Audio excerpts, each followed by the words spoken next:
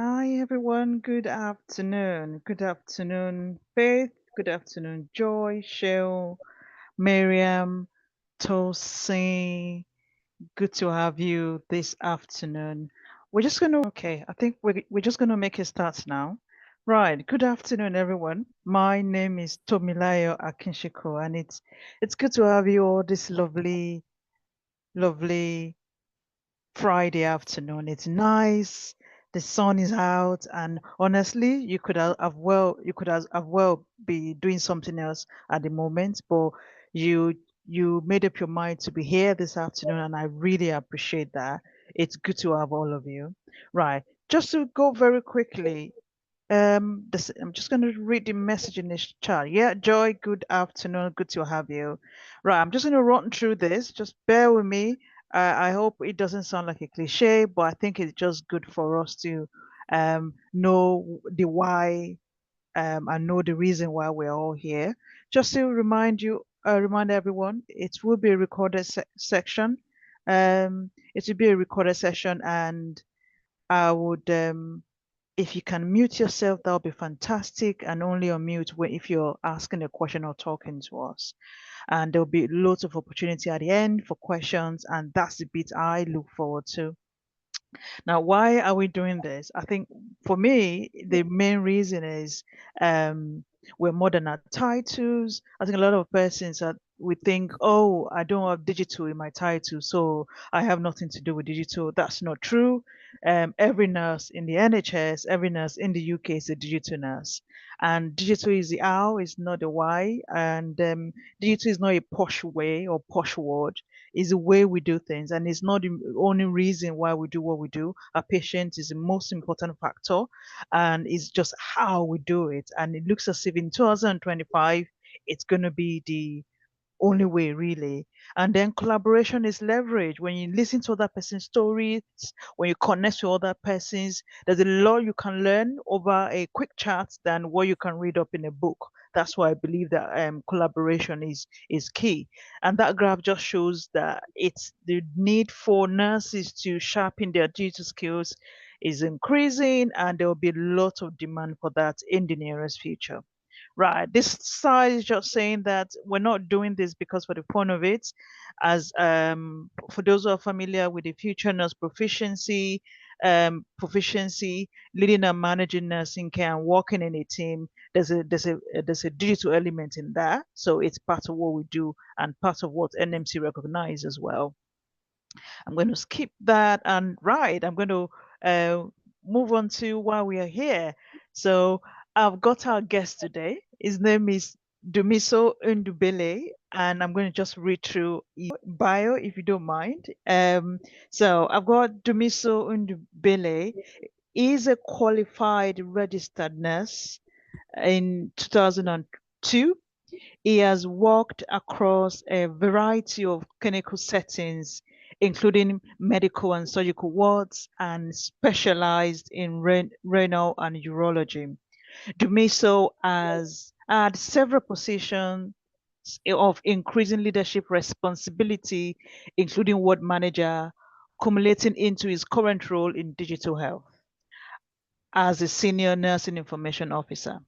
It brings more than 20 years of nursing experience working within the NHS. He is a highly skilled registered adult nurse with knowledge and experience in nursing, digital health, leadership, and quality improvement. Undumiso is a compassionate nurse with a proven track record of delivering exceptional care to patients and service users. Like many people who are passionate about their career, Dumiso works best when faced with a fresh and exciting challenge. Dumiso has a passion for diversity and equality and fairness at work, and is currently a freedom to speak champion. Ladies and gentlemen, please welcome Dumiso Undubele. It's good to have you here this afternoon. Thank you. Thank you. Good afternoon, everyone.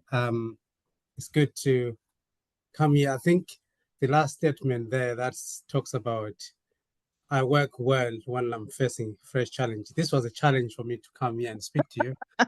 And I'm gonna speak from my heart. I don't have a script in front of me, but I one of the things I've learned is that your testimony or your lived experience, it gives you sort of like, it's more powerful than just going getting out information from staff. Yeah, Um, absolutely.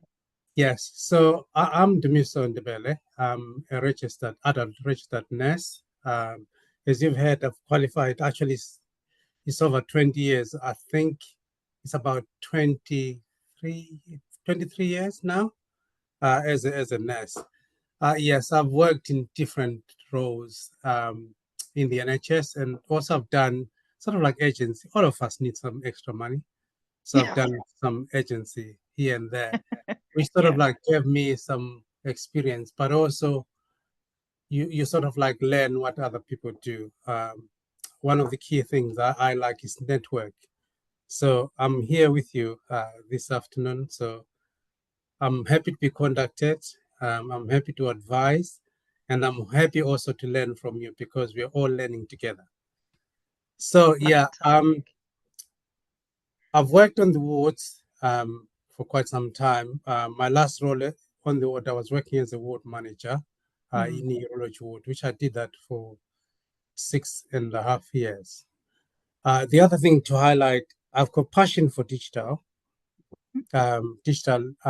health.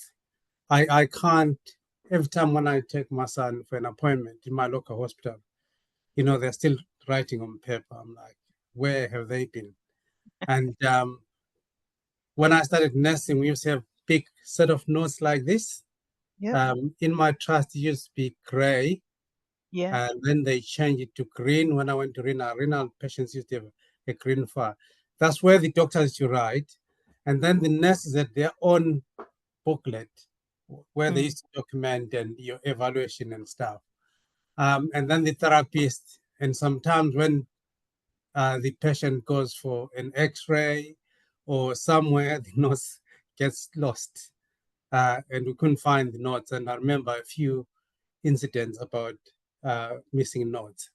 So I like digital because everything is just in one. We all document in one, one, one, one system, and everything is transparent. Everything is basically streamlined. And also when you document, it's more live rather than an old. Sometimes people, I used to joke when I was working on the ward, you look at the fluid balance chart, because I used to go around the wards and check my stuff whether patient fluid balance chart has been completed, and you find there's nothing, and then you ask, someone has gone away, finish a shift with the document in their pocket. And I used to joke and say, oh, they've gone away with patient's urine in their pocket, because they would document and forget to translate that yeah. in the fluid balance chart. But digital allows us to document that information in real time as well. So just just to ease people think digital is expensive. It's very complex. Mm, Well, it's expensive, but it's not really complex as such. Get into digital. Um, I did work as a ward manager during COVID. I think I managed about 3 wards, and because I keep on closing ward here and there, and I did the first wave of COVID, and then after this, just before the second wave, I then moved away from the ward um, because my trust was rolling the EPR system at that time, and I saw this job that was called a change lead. I'm like, what is a change lead? Because no one likes to change. So I saw this advert, and as I talk, I'll give you some tips as well. So I was inquisitive, and I just wanted to find out what it. I looked at the job spec, and it says we're looking for a senior nurse who understands nursing workflows. I'm like, I got that. A nurse who's got a degree. I said, I got that. Master's desirable. I'm like, oh yeah, actually, I'm just about to finish my master's. Um, and someone who's really got passion in digital. So one of the tips that are number one tip, when you see a job, please read it carefully and then contact recruiter and have a chat with them. By the time you finish chatting with them, they are basically, you might, you got an understanding of the job when you go for the interview, and also you're meeting them. So you break the ice of, you know, imagine being interviewed by people that you don't know. I also do recruitment, by the way, lots and lots. And also, if you're applying for jobs, what people don't realize, if you're applying in the NHS has got criteria, shortlisting criteria, which I have the document because I know what things that you think they're not important, but that criteria is quite useful if you're filling your application. So I'm happy to be contacted if you are also wanting to apply for a job. Anyway, I had my my chat with my who was my prospective manager at that time, and we had a chat. I'm like, what is this job all about? But before that, I was sort of like hearing rumors about digital, um, and I was going all over the place trying to understand, trying to volunteer myself to be part of this team. Yeah, and that's another thing as well. What I would say, if your trust has got a system, an EPR system or digital, be inquisitive and understand. Just find out and just volunteer yourself to be a digital champion. Because my role now is no longer just EPR. It's sort of like a digital, anything to do with digital in my trust is part of my portfolio. I'll give you some of the examples as I go along. So after having a chat, I knew that I'll get the job. But it was secondment for 15 months. And I knew that when I come back, that job will be still there for me. So I had that job security. So I then went for an interview and I got the job. And coming from a ward manager, everyone was asking me for solution and all other things. And I'm taking this job in digital. I'd never had any training. I'm not IT expert. Digital health is not about you being an IT expert. I didn't have that experience. All they needed a nurse who would understand how the workflow works. Basically, as an example, my role was to review that anything that's put on the system, like recording observation as an example, does that make sense? That was a nice job in it. And I'm like, yeah, that makes sense. And we made lots and lots of changes. And also the other thing just to mention as well, because I came out from a high pressure job where I was managing about probably 30 staff. And then the next job that I was doing, I didn't have anyone to manage. And I just come from band 7 and moved to a band 8A. I didn't have anyone to manage. And I just thought that's a bit odd. But anyway, so my role was to just engage the clinical staff. I ended up even doing doctors, therapists, and just anyone who was involved in digital, all teams, but primarily nursing. So I was a bridge between the clinical staff and also the IT systems. We use Sena in my trust because most of the systems are American.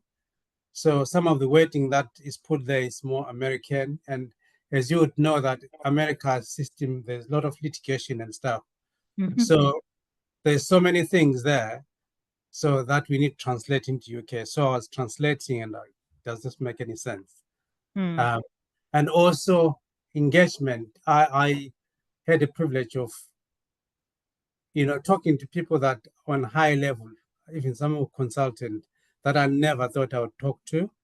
And also, as I said, I've worked at Royal Free since I qualified in 2002, so it's a long time.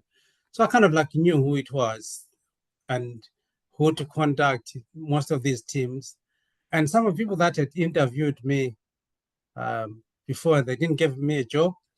So this time around, I was the one that was coming to them and say, hey, you know, Interesting. EPI is coming. I just need to work with you so that we just get the teams engaged in the EPI so that none of your team's workflows are left behind. So I did that for about 15 months. And guess what? I was working from home for 15 Yeah. months because it was Wow. during COVID. I Yeah. did the entire project for 15 months. And to a point when I went to hospital, I think after a while, I think I went for a few times and people think, oh, we thought you left the trust, but I was still there.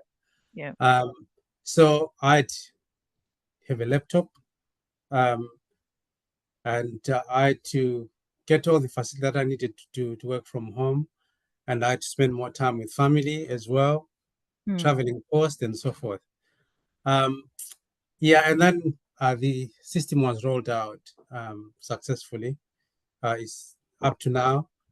And then because my contract then expired, and then they were wanting to recruit a team, a permanent team that will help sustain the system. So we've got a clinical digital, digitalization team now. Mm. Um, I then applied for the nursing information officer, Mm. which is a bit sounds like a police officer, but it's not a police officer. Um, I think the poster says digital matron. Yes, I'm a digital matron in a way, because some trusts call them digital matron. I just wanted to make sure that you understand what that role involves. Mm. Um, but my title is senior nursing information officer, Mm. uh, and I've been doing this job for nearly 5 years. Yeah, so a lot of engagement, staff, a lot of supporting staff, what we call elbow support on the floor. I still get called. This morning, I received an email from someone from, I think it was Manchester. Um, I don't know. I think they must have got my contact from LinkedIn, wanting to understand my role and sorts of things, and wanting to maybe spend a day with us and see what we do. So I Mm. get involved in very high level conversation. If Mm. something goes wrong or there's some queries, I get called. It's quite a few of us on the team, but I get called just to resolve issues. Uh, I do a lot of changes on the system. So the changes that I do impact the entire nursing workforce, really, especially Mm. inpatient. So currently, I chair the nursing inpatient nurse working group, but Mm. also I co-chair theaters and anesthetic working group, which I've never thought I would ever do. Mm. But also I also co-chair the intensive um, care digital working group. So all those Mm. groups, and then I'm also involved in the order comms. Mm. So those are some of my portfolio that I do. Um, I've been involved in some of the project. As I said earlier on, my portfolio has moved from just EPR. I'm also looking at the phlebotomy workflow, where we Mhm. want the phleb to be scanning their patient by the bedside when they're Mm. taking bloods. Yeah. Um, and also, I'm going to look at e-consent. So Okay. any project that are coming to integrate it on the system, I get involved. Some of my colleagues are doing they've just done ECG integration. So our Mm. ECG is going to move into electronic. Yeah. We had CAPMAN, which is a bed capacity management Mm. um, project as well that was done by my colleague, but we also were supporting. So there's a lot of things that I do and my team do. If there's any system downtime, we also support staff. I was on the ward. I still go on the ward because I love people. I like talking to people. Um, I went to my ward where I used to work because I'd helped to develop the irrigation workflow because there was some challenges with that didn't exist on the one that exists didn't work properly. So we managed to get a proper workflow now that's working. So I'm supporting them with that. The other thing, yeah, so in terms of my education, I basically qualified with a diploma in, well, I come from Zimbabwe. I came here with 5 GSCs, five, five. Um, just to emphasize, that's what got me into nursing. I then qualified with a diploma in adult nursing. Mm. At the time when I qualified, I think if you did 2 years of in that particular unit award, then they enroll you to what is called top-up degree in nursing, which Right. I did. And I always remember the 7/7 very well because that's the day when I went for my graduation for my BSc in Wembley. And I had no idea, found out everything the after my graduation that has been London attacks, bomb attacks in London, and so forth. Yeah, so then I've done quite a few courses in terms of renal because I'm always demanding. Part of my appraisal, that's another tip. When you're doing your appraisal with your manager, always find something that you want and says, part of this, I would like to do this. Mm. So I said Mm. to them, you placed me in renal, but I need to learn renal. So then that's when I did the course. I've done critical care courses. And also when I moved to urology, I did that. But also I do take an opportunity. I'm a very opportunistic person. I take opportunities when they are Mm-hmm. presented. Mm-hmm. If someone there's a course here, I put my hand up and I said, I'm happy to do it. Yeah. No problem. So while I was doing my urology course, I then I just realized that I could actually convert to masters. That's how I got into to my masters. My masters was on leadership and service improvement in the NHS, which I finished just before, after COVID in 2022. So I do take that opportunity and I ask. Um, I think my trust has been very, very generous. And also with the relationship with the line manager, I cannot think back any manager who has been very difficult to me because I try to foster that good relationship with them, even through a challenging time. I can never complain because Mm. one of the things when I moved to digital, after I think it must have been after 4 months, my manager said, "You've done beyond what I thought you would do." Mm. And I remember doing my appraisal, and then she says, "Beyond expectations. Mm. What else can I ask for?" Mm. So it was really encouraging. So digital is not difficult. You just need to, how would I put this? I read this book. It's a Christian book. It says if you want to walk on water, you have to get out Mm. of the boat. Mm. If you Mm. want to Mm. walk on water, you have to get out of the boat. You can't just want to do something without an action. So you have to get up and walk on water, then Mm. you can get into the boat. So if you want to be in digital, you start networking and say, how do I get into digital? Because a lot of digital jobs nowadays probably are almost everywhere.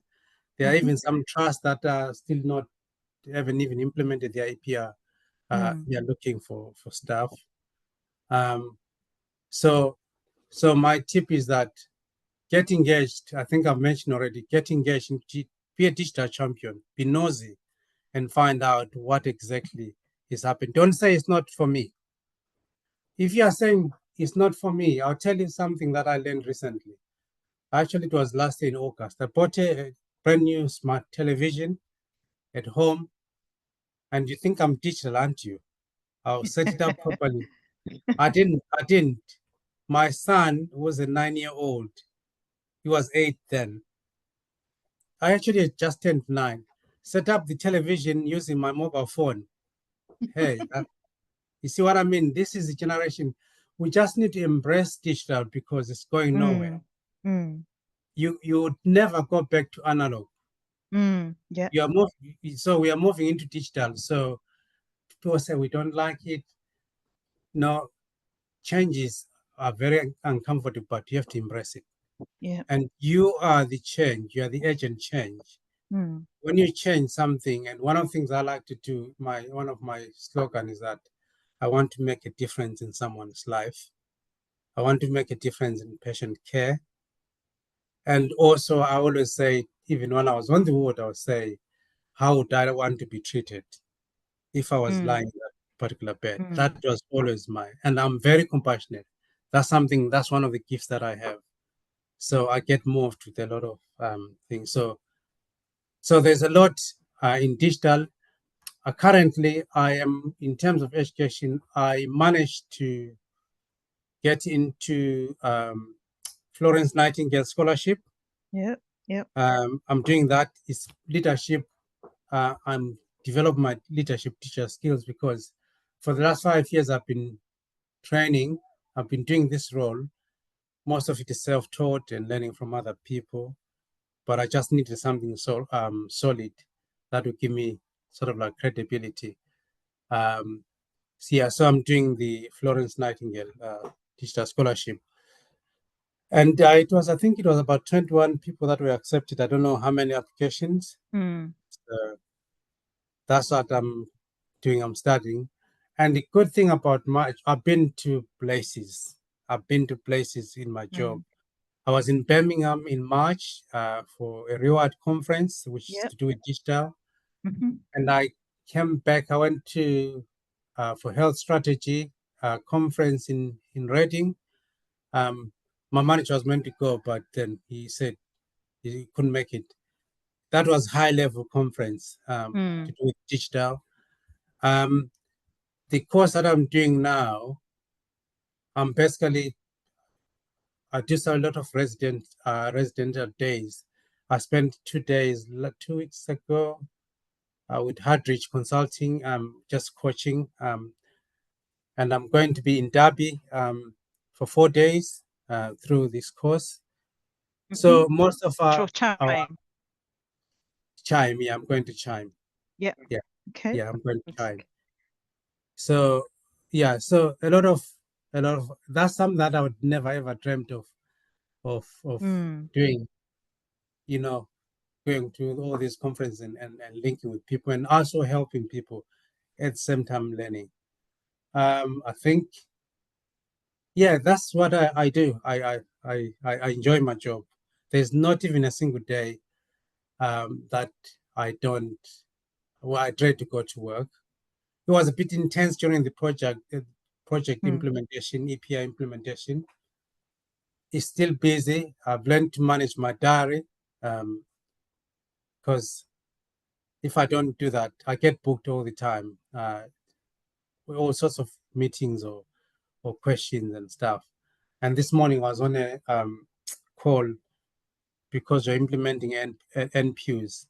I'm also working on the sepsis workflow, adult sepsis workflow, because we know we had guidelines updated last year. So we're working on that.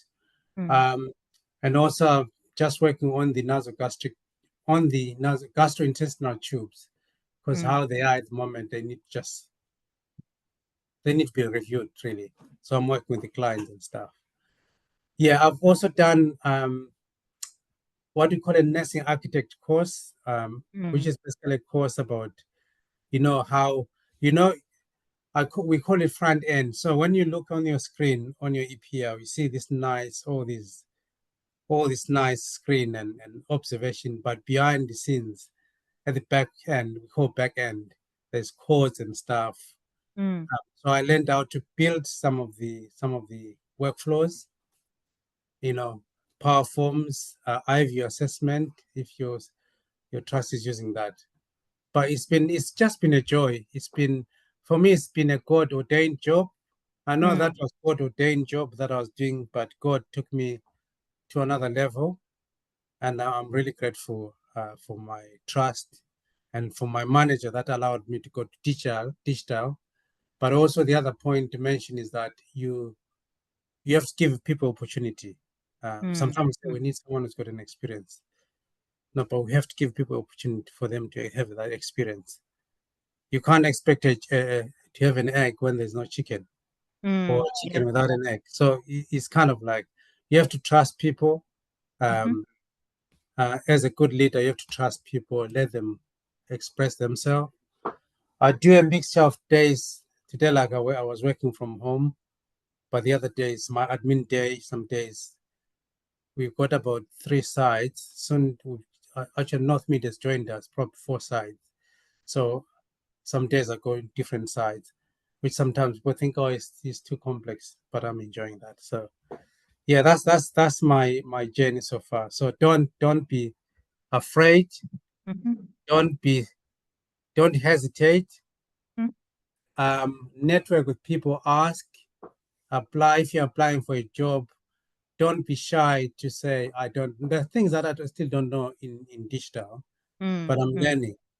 And one of the things I like to say is that any path that's worth traveling will always come with an obstacle. That's Mm-hmm. worth having. If it leads to a beauty, and that obstacle leads you into a beautiful destination. And one of the things also, I saw a quote this week that a lot of us, we know we always say, oh, doors are closed. You can't go through that doors. But not all doors that are locked, not all doors that are closed are locked. Yeah. So sometimes you have to go and press the handle of the door to see whether that door will open. But most of the time we just assume that the door is closed. But come on, go for it. It's not going to cost you nothing. And you see where God will take you to. Fantastic. Thank you so much. I honestly I have my pen and paper and my book is full right now because I was jotting down whilst you were talking. Yeah, that's very inspiring and thank you for sharing your story. I've got questions, but I'm just going to hold off so that others on the call can ask. Thank you, Adiola. Thank you. Yeah. So I'm just going to open the floor now for people to ask their question. I've got questions in my head, but I'm just gonna hold mine for now. Right. Let me have a look. I've got um Farida, you've got your hands up. Yeah, you can unmute yourself and ask your question. Oh, can I just say the other thing Yeah. before she answers? I like to see people. So Yeah. don't be shy to put your camera because we Yeah. might bump on each other. So True, true. yeah. But if you feel uncomfortable, don't worry. But I'm just saying. Yeah. So feel free to put your cameras on if you want to ask questions. That's absolutely fine. Farida, please ask your question, please.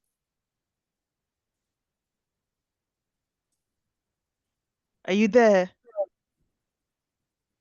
She's on mute. Yeah, she's on mute, but I can't hear I think her. she's muted. Whilst we're waiting, hello, can you hear us? You're a bit low. I can't hear you. Okay, while she's still sorting that out, anybody with any question? Right. Okay, let's move on to what I've got on here. So whilst you were talking, Hi. oh, okay, we've got you back now. Great. Thank you. So, thank you so much for inviting him. Thank you for this platform, No Tumilayo. problem. And for Mr. Ndumiso, I'm sorry if I'm pronouncing your name wrongly, but That's all right. Mr. Ndumiso Umbele, thank you so much for the section. It was quite insane. It was a very interesting one, and I'm so glad I joined this section. So my question is one, you talk about getting your first band 8 role as a senior nursing officer after you transitioned from your band 7 ward manager role. So I'm just curious to know, was there any time, or let me just put it this way, do you think being a band 7 sort of helped you to a significant level to get your first nursing digital role? Because some digital roles I've seen online, especially on Track or some roles that Omilayo herself has posted on LinkedIn. Some of these roles are like band 8 or band 7. Some of these roles are like clinical safety officers, mostly band 7 roles. And if you are a registered nurse, especially a band 5 registered nurse, a bedside nurse, and you want to transition into a digital nurse role, you are looking at how do I go from being a band 5 suddenly to being a band 7 or being a band 8? So do you think being in a leadership role, being a band 7 sort of help you get into a band 8 role like straight away? Do you think that plays significant effort in getting that your first role? That's my first question. Yeah, thanks. Thanks for that great question. Let me say this: I made a mistake. I stayed too long as a band 5, and I stayed too long as a band 6 because I was afraid to move. I think a lot of us, a lot of nurses, in particular, the black nurses, are scared to move jobs. If you've got an experience, so if you see yourself spending 2 years in a row, it's something that you have to think about. I need to move. I need to promote myself. I need a promotion. I need to move to the next. So you challenge yourself. So you, as part of my appraisal, I had already, when I was at band 6, I said to my manager, there's a section in our appraisal form that says, what would you like to be in the next 5 years or whatever? So I said to my manager as a band 6, I would like to be band 7. So I'm already putting that. And I said to myself, anywhere in the trust, because a lot of us say, I'm going to stay here. When I was a band 7, I did that as a band 8. So my manager knew that if a band 8 comes, no problem. And when I got the band 8 job, she said to me, I know you're not coming back the way that I know you're not going to come back to this job. And she was right. I didn't go back to the job. So I think sometimes, especially when it comes to digital, if you got the set skills, I mean, each recruiter is different. You demonstrate that you got set skills. Some of them, they will just take you because you have to show the passion that you want to move into whatever digital. Let's say in this scenario, because a lot of people are scared to go into digital. But if you demonstrate that, then why not? And I know someone who was a band, I think they were a student just before COVID, and they got a band 5. While they got a band 5, and they got another job as a band 6 CP or somewhere, clinical practice educator, band 6, because no one wanted to take the job. While they were doing that, then to cover for their manager of sick. So that was a band 7. You see how this is someone probably he hasn't even spent 6-7 years in the role as a qualified. And they then found a band 8 job. They now band 8 job role. So I think it's about selling yourself. And sometimes you don't need to stay long in that job. Sometimes 6 months. Sometimes if you've done 3 months in that job, just move. I stayed in one place for a long time, which wasn't good. So I'm now thinking about the AP, and my manager knows about it. You're having a plan from the beginning. You have a Yes, plan yeah, already. absolutely. Fantastic. Thank you very much for that answer. And I've got a question why I'm still keeping an eye on the chat for any hands to see if there's any hand raised. But whilst Hi, I would Somilayo, sorry. yes. I'm sorry for cutting you short. Okay. I have like 2 questions. I just Oh, asked. sorry, I didn't realize. Okay. Right. Carry on. Your second question. Yeah, my second question is you mentioned quite a lot of trainings and conferences that you went to, and I'm just curious to know, were they all funded? Because I mean, currently in my role, I'm still a bedside nurse, even though I'm a clinical informatic champion, but my primary nursing role is still it's still not core digital. So I've got all these digital conference. In fact, I was selected for the Chime digital program, but I have to get my that program, which is quite difficult because for any training I want to do in my trust, I have to prove that it is relevant to my role. Even though I'm still part of like the clinical informatics team, but that is not really the training I will be going for is not really linked to my primary nursing responsibility. So I didn't even have the justification to say, okay, well, this is why I want to go for this training and you need to fund me. And my trust is quite tight on like funding, especially for trainees. They have been very tight. So any training that is not mandatory, that is not relevant to your role, it's difficult to even get started with that. So I'm just curious to know where all your trainings and conferences were all funded, and if no, if yes, how did you? I know probably it must have been easier for you because you are in like a band 8A digital nurse role. But I'm Yeah, just so curious to know. yeah. Thank you. So Justice, thanks for that great question.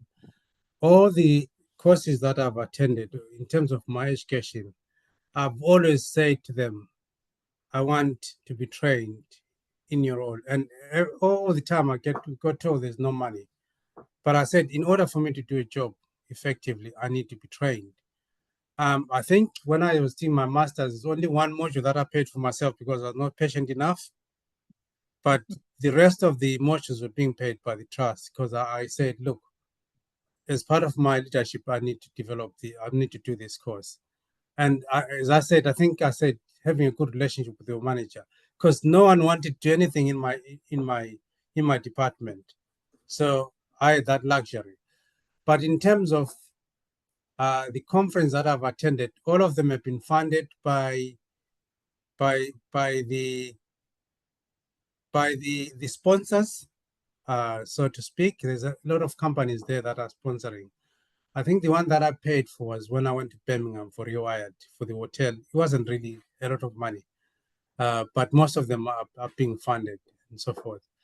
And I think we need to have a shift. We shift our mindset from just saying it's just the senior leadership that needs to attend this conference. I think if you have a conversation with your line manager and say, look, I'm into digital, there's this, because some of them are just one day. Sometimes if you even decide I'm going to go on my day off, because at the end of the day, it's you who's benefiting. It's not, well, both of you and the trust. You just have to push. And as I said, I take opportunity. I tend to push. I tend to demand. I demand. And anything that I see, I just go for it. So don't be afraid. So speak to your manager and say, I want to be in this. When speak to the informatics team as well and say, if there's any conference, I just need to network and learn what other people are doing. Fantastic. So much for your response. Any other question, Fadridat? I think I saw Mariama with her hand up. Okay. That's I was all just for checking. me. Thank you so much. Okay. Perfect. Okay. Oh, okay. I think I saw Mariam. Mariam, have you I thought I saw your hand up earlier on. Oh, thank you so much. Thanks for Yep. the opportunity. He actually answered my questions. Okay. So that's why I lowered my hand. I've gotten my answers. Thank you so much. No problem. Thank you. Right. Okay. In the absence of no question for now, I would ask mine. Okay. There's a newness to your role. Like you mentioned earlier on that when you started, you moved from managing about 30 persons to managing no one. And then you started with working from home, and then you had to figure out to manage your diary. You had to work things out yourself. How do you manage the newness of this role? Because when I look at some of these digital roles, some of them are new, that created newly within the trust. So how do you navigate that, moving from a very busy running around on the world to now you have this role, you have to develop it and make it your own? How do you manage that? Yeah, just just to answer that question, it's a great question. I think when I started this role, it never really existed in the trust. Yeah, yeah. My manager said, "Oh, we need to sit down and write the responsibility and the roles and responsibility for this, and let's write something out, think about something. So of course, through the experience that while I was working, I could see some of the key things that were important, even though I think they kind of like it was being described as, and then I started looking around some of the roles, what the other trusts were doing, and I was able to bring some of those responsibility in the job role and so forth. Yeah, so it was a bit, when I transitioned, it was very difficult. It was a bit challenging. Not that the job was difficult, because I didn't know what I was doing. So I had to learn fast. One of the things that in digital, they use a lot of terminology. And I was sitting in meetings and people are saying, prod, what's prod? What's said? And they're using all this terminology. So I then decided that in order to help other staff that are coming in, why can't we sort of like write what we call an orientation pack for staff who are coming in? And myself and another colleague of mine then drafted something. Now it's an orientation booklet for staff with all this terminology and also some of the expectations. If it's managed well and people are following it, it works quite well. And also coming from someone who knows and being a novice, because I was a novice. So again, I had to learn quickly. Sometimes I had to pretend I knew something, and then I'll go and find out, and then I'll get the answer. And then they're like, great, you got the answer. And then I come back, and most of the time I had to solve the problems that my team never thought we were going to manage to solve. So that's how I got about going around and just learning on the job as I go. Because I used to get assigned, they'll say, assign me a task, go and speak to this team while I'm speaking to the other team. And then I think, oh, the other team is not sorted out. And then when I come back, I already got 2 or 3 things that have been solved, and I've spoken to these teams. And then, oh, we didn't think about that. But then that's how I managed to get. And also, I've got a good relationship with the nursing director as well. I'll go in the office and we talk about what are some of the challenges and stuff. And what would she like to do in terms of the nursing team? And she was great. She was very supportive as well. So know those key people up there, people of influence as well. Because one of my role was to engage and also influence people, change their mindset. Because there are some people who say, no, that doesn't work. Some people say, yeah, we've had this before, but it's not coming. But in the end, EPO was rolled. Yeah, it was a bit of a challenge, but after a while, then I started.